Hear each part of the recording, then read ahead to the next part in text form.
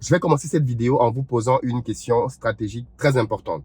Vous savez bien que j'ai maintenant une activité de location de voitures en Côte d'Ivoire.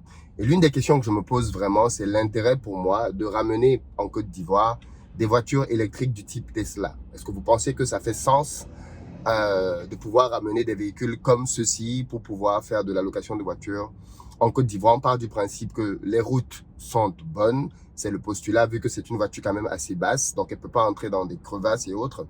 Mais si ça c'est validé, que l'état des routes permet qu'elle puisse circuler, est-ce que vous pensez que ça fait sens? Est-ce que vous pensez, d'après vous, qu'il y a un marché pour de l'électrique en Afrique? Je rappelle, bien évidemment, pour ceux qui l'ignorent, que pour ceux d'entre vous qui viennent en Côte d'Ivoire bientôt, ou qui vont y arriver très prochainement, ou alors qui vivent en Côte d'Ivoire, vous pouvez nous contacter pour louer des véhicules, pour pouvoir passer un séjour agréable, sécurisé, avec des chauffeurs professionnels. Il y a un numéro qui s'affiche.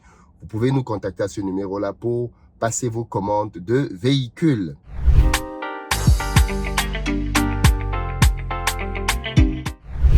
Aujourd'hui, je vais aborder avec vous un sujet d'actualité en France autour d'un député français noir qui aujourd'hui est au cœur d'une grosse polémique, je vais dire ça comme ça. Pourquoi?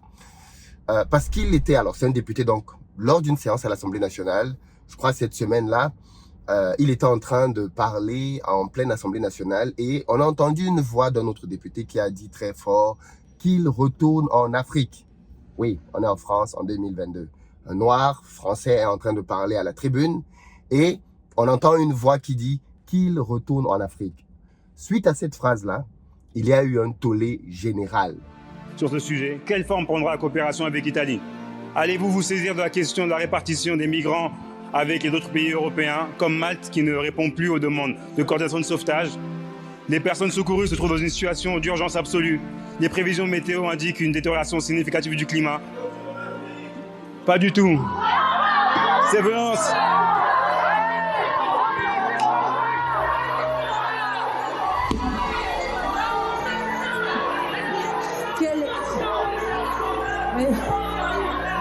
Quel est le député qui vient de prononcer cette phrase?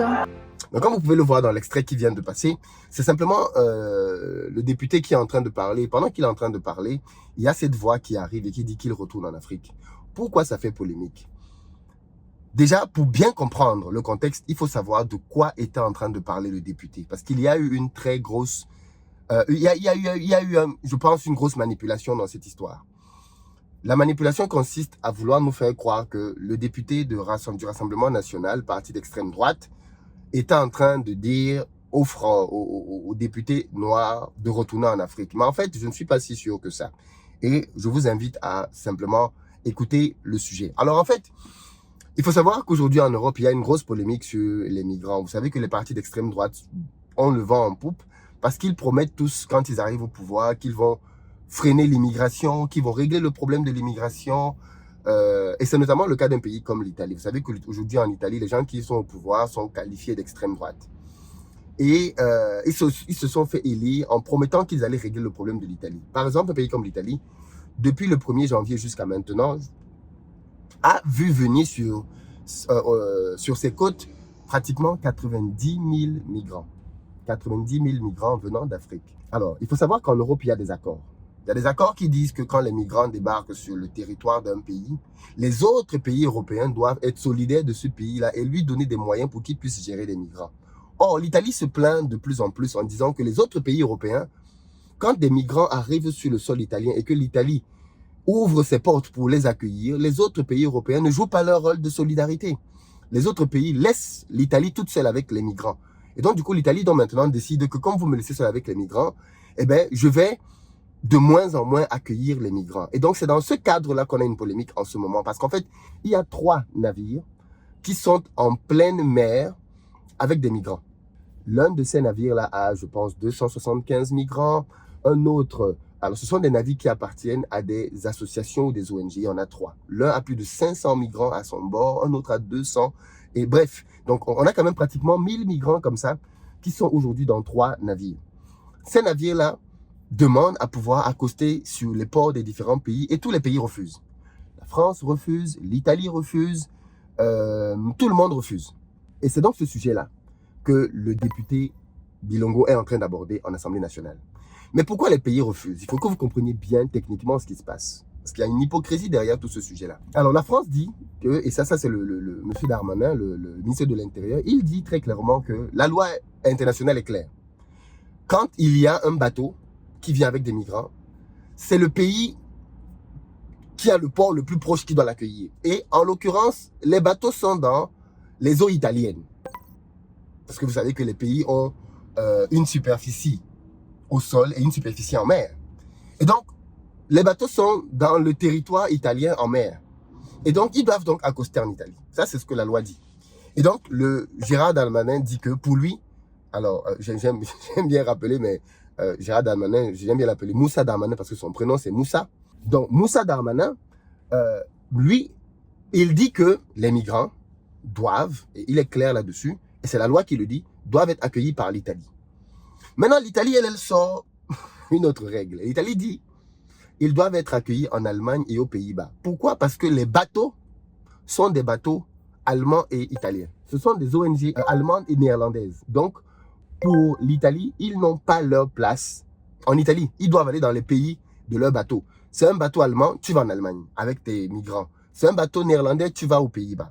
Donc, vous voyez qu'il y a maintenant un imbroglio. On ne sait pas où les bateaux vont aller. Et les gens qui sont dans les bateaux disent qu'ils ont deux craintes. La première, c'est que il y a de plus en plus de vagues qui arrivent et ça peut causer des dégâts. Deuxième point, ils n'ont plus assez de provisions pour tenir longtemps. Donc, la situation devient donc critique. Et c'est donc dans le cadre de cette situation critique donc que le député ramène donc ce sujet sur la table de l'Assemblée nationale en disant « Voilà, il y a un bateau, il faut qu'on puisse l'accueillir en France. » Et donc, le député du Rassemblement national dit donc qu'il retourne en Afrique. Monsieur Bilongo dit « Non, c'est à moi qui s'adressait. Il est en train de me dire que je retourne en Afrique. » Ça me paraît surprenant. Alors attention, je ne suis pas ici en train de vouloir dédouaner le député du Rassemblement national qui est manifestement quelqu'un qui a beaucoup de propos racistes. Il a d'ailleurs, suite à cette polémique, supprimé plusieurs de ses tweets dans lesquels il tenait des propos racistes clairement. Par exemple, il y a une famille qui demandait, en venant dans une ville en France, est-ce que il y a de la diversité dans cette ville? Parce que il a peur d'arriver dans une ville dans laquelle il n'y a que des blancs et que les gens le dévisagent partout dans tous les coins de rue. Le député a pris ça et a dit, mais ceci ne vous choque pas? S'ils veulent être entourés de noirs, qu'ils retournent en Afrique. Donc c'est quelqu'un qui est coutumier quand même des phrases qui peuvent être qualifiées de racistes. Donc je ne suis pas du tout en train de vouloir le dédouaner. Mais c'est pas parce qu'il est coutumier de phrases racistes que quand il a une phrase xénophobe, on doit la qualifier de raciste. Parce qu'en fait, pour moi, il est simplement en train de dire que ces Africains-là, qui sont dans les bateaux, qu'ils retournent en Afrique. Alors ça, déjà, c'est grave, parce que c'est xénophobe, en fait. Comme je l'ai dit tout à l'heure, j'ai pris le temps de vous expliquer ce que la loi dit. Et à aucun moment, la loi ne prévoit qu'on renvoie un bateau en Afrique. Donc, soit il est ignorant des lois, soit il est xénophobe. Il ne veut pas que des étrangers viennent en France. Mais ça, pourquoi ça surprend? Puisque c'est quelqu'un qui est de l'extrême droite. Pourquoi ça surprend? On essaye de banaliser les théories de l'extrême droite. On essaye de nous faire croire que l'extrême droite, pas qu'en France, mais ailleurs, c'est un parti comme un autre. C'est un parti même républicain.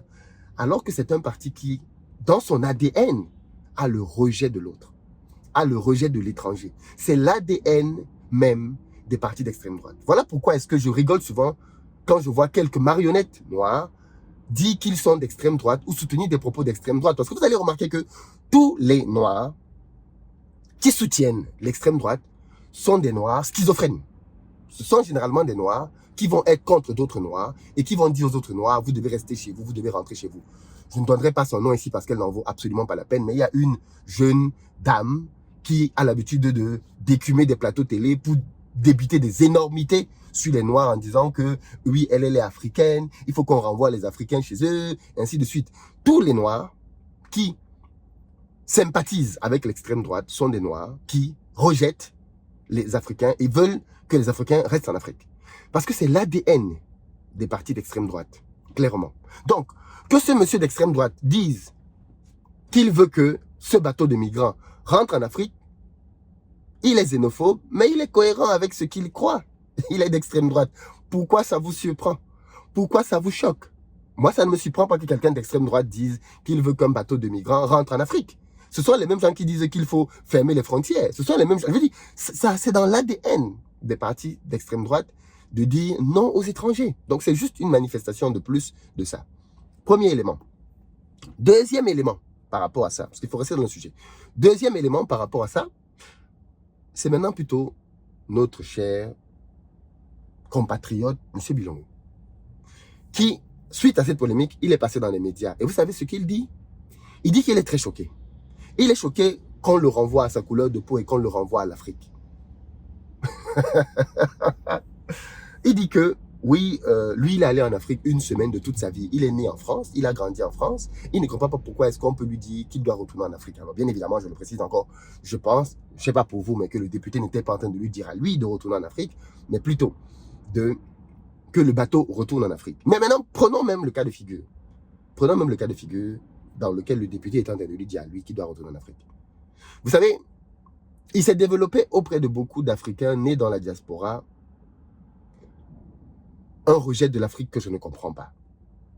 D'où vient-il que parce que tu es né en France, de parents africains, tu dises que tu n'as rien à voir avec l'Afrique? D'où vient-il? Est-ce que c'est... Je ne sais pas, qu'est-ce qui justifie ça en fait? Qu'est-ce qui justifie qu'un Africain qui est né en Afrique, qui est né en France, du simple fait qu'il ait grandi en France, disent que il n'a rien à voir avec l'Afrique? Je vous pose la question. Après leur décision de reprendre leur vie en main, de parler leur langue, voici venu l'homme qui plane pour l'histoire, la femme qui danse grâce à l'histoire, l'oiseau qui chante l'histoire. Contenu dans l'ouvrage Mighty, une histoire de reconnexion. Au-delà d'une histoire de réveil des consciences face à nos identités, c'est une prose à nos cultures. Préservons ces dernières, parlons nos langues. Disponible sur Amazon, English version available soon. Tous les Français qui vivent en Afrique et qui ont leurs enfants qui naissent en Afrique et qui grandissent en Afrique. Et il y en a pour certains qui ne sont jamais venus en France. Toute leur vie, ils ont grandi en Afrique. Vous pensez que ces enfants-là ne se définissent pas comme Français? Moi, j'en connais. Je connais des amis ici en France qui sont nés et ont grandi au Sénégal. Toute leur vie, ils ont passé leur vie au Sénégal.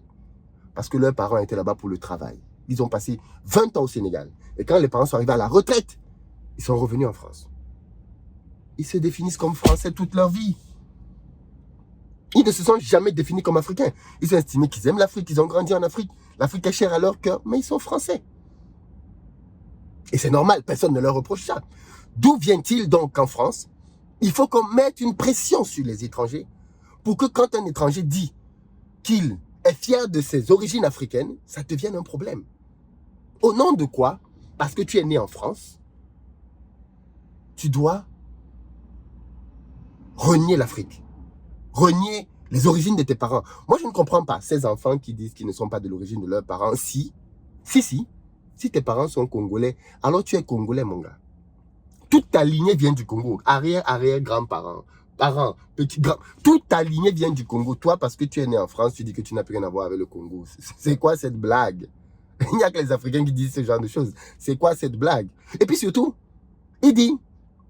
On me renvoie à ma couleur de peau. Alors là, je sais que ça, c'est un gros débat, ok? On ne va pas entrer dans ça ici maintenant, mais moi, ça me rappelle quelqu'un. Écoutez plutôt. 4 hommes. Pour toi, a-t-il été si difficile d'inviter des femmes? Je ne suis pas un homme, monsieur. Vous n'êtes pas un homme? Ah non. Non, je ne sais pas ce qui vous fait dire que je suis un homme, mais je ne suis pas un homme. Votre apparence?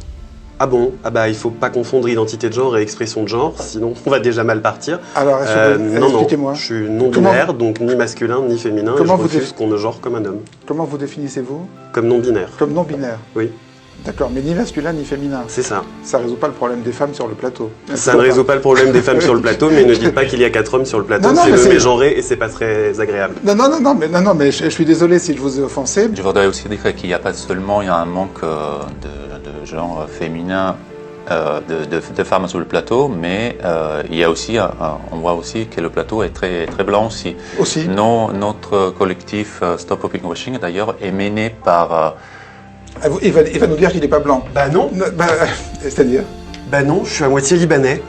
D'accord. Mais Bon, non, mais attends, ça c'est sera bien. Non mais c'est intéressant qu'on interroge tous nos propres stéréotypes autour de la Oui. table, parce que sans même m'avoir posé la question, vous supposez que je suis un homme, seulement par mon apparence, vous estimez que je suis blanc, donc en fait je pense que justement c'est très intéressant. La frontière de nos propres stéréotypes, elle est à mon avis beaucoup plus fluide C'est que ce qu'on peut penser. Vous vous rappelez de cette séquence culte?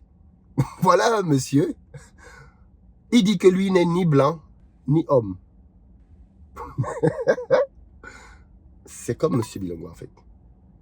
Si on rit de ce monsieur, on doit rire de monsieur Bilongo. Parce que si toi tu es noir et que tu es français, mais mec, jusqu'à preuve du contraire, tu as un lien avec l'Afrique. C'est évident que tu as un lien avec l'Afrique. Où est le problème qu'on dise que tu es un Français d'origine africaine? Pourquoi ça dérange? Ça ne devrait pas déranger qu'on dise d'un Africain qu'il est Français d'origine africaine. Pourquoi ça dérange? Alors maintenant, attention, si on se sert de ça pour te discriminer, pour te marginaliser, là, il y a un problème, je suis d'accord. Mais dans ta réponse toi-même, tu dis que je ne suis allé en Afrique qu'une semaine de toute ma vie. Pourquoi on m'associe à l'Afrique? Ah bon? Ben, peut-être parce que tu es noir, mec, et qu'on sait que les noirs viennent d'Afrique. Peut-être pour ça. Peut-être parce qu'à l'observation, ben oui, tu es originaire d'Afrique. Oui. Et où est le problème? Où est le problème? Moi, je ne le vois pas, en fait. Peut-être que vous le voyez. Dites-moi dans les commentaires. Mais je trouve que cette diaspora qui est née en France a un problème, parfois, avec ses origines. Elle ne sait pas comment gérer la situation. Ah ben, c'est peut-être dû à une pression que la société aussi met sur les jeunes. Mais moi, je ne comprends pas ce rejet systématique des gens de l'Afrique en voulant justifier, oui, non, moi, je suis pas africain ou je suis africain de temps en temps. J'en sais rien. Donc, chers amis, vous qui avez des enfants à l'étranger, personnellement, j'enseigne à mes enfants qu'ils sont des Africains qui sont nés en France. Ils sont africains. Je ne sais pas pour vous, mais moi, en tout cas, les miens, ils sont africains. Clairement. Donc, et je pense que c'est important. C'est important que les enfants aient ce discours, aient cet entendement, aient cette compréhension des choses. Pour moi, c'est vraiment, vraiment crucial et important. Dites-moi ce que vous en pensez dans les commentaires et on en reparle.